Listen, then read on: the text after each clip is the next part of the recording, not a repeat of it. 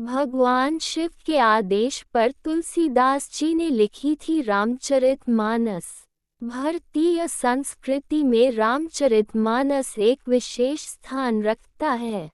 गोस्वामी तुलसीदास ने 16वीं सदी में अवधी भाषा में श्री रामचरितमानस जैसे महाकाव्य की रचना की। इसे तुलसी रामायण या तुलसीकृत रामायण भी कहा जाता है। उत्तर भारत के ज्यादातर घरों में रामचरितमानस को प्रतिदिन पढ़ा जाता है। इस ग्रंथ में भगवान श्री राम के जीवन का बहुत ही सुंदर वर्णन मिलता है। तुलसीदास जी ने रामनवमी के दिन ही रामचरितमानस की रचना आरंभ किया था। इसलिए रामनवमी और रामचरितमानस का गहरा संबंध है। लेकिन क्या आपको पता है भगवान शिव के आदेश पर तुलसीदास जी ने रामचरितमानस का रचना की थी।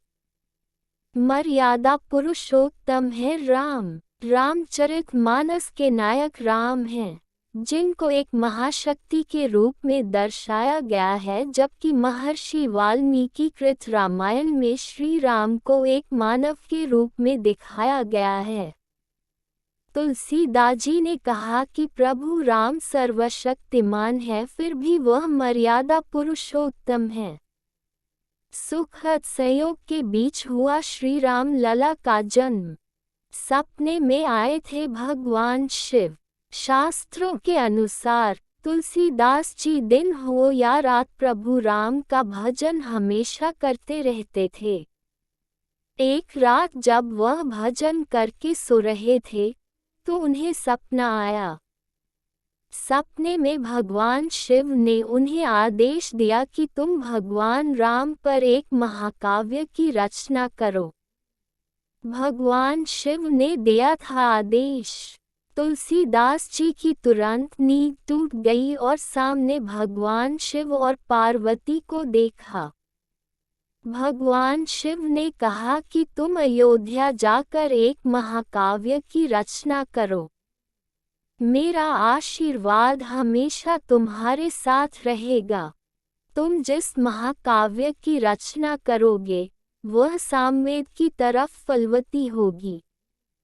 कलयुग में भक्तजन इस महाकाव्य को पढ़कर मोक्ष की प्राप्ति करे। अयोध्या चले गए तुलसीदास जी। भगवान शिव का आदेश पाकर तुलसीदास अयोध्या चले गए। तुलसीदास जी ने रामचरितमानस की रचना का आरंभ अयोध्या में विक्रम संवत 1631 को रामनवमी के दिन किया था। उस दिन वैसा ही योग था जैसा त्रेतायुग में राम जन्म के समय था। केवल शब्द नहीं है, रामचरितमानस की चौपाई होती है मनोकामना पूर्ण। रामचरितमानस को लिखने में लगा इतना समय। रामचरितमानस को लिखने में तुलसीदास जी को 2 साल 7 माह 26 दिन का समय लगा था और उन्होंने इसे संवत 1633 के मार्गशीर्ष शुक्ल पक्ष में राम विवाह के दिन पूर्ण किया था। इस महाकाव्य में 7 कांड हैं, जो भाषा अवधी में है, जो हिंदी की ही एक शाखा है। इन 7 कांडों के नाम बालकांड, अयोध्या कांड, अरण्य कांड, किष्किंधा कांड, सुंदर कांड, लंका कांड, युद्ध कांड और उत्तर कांड हैं।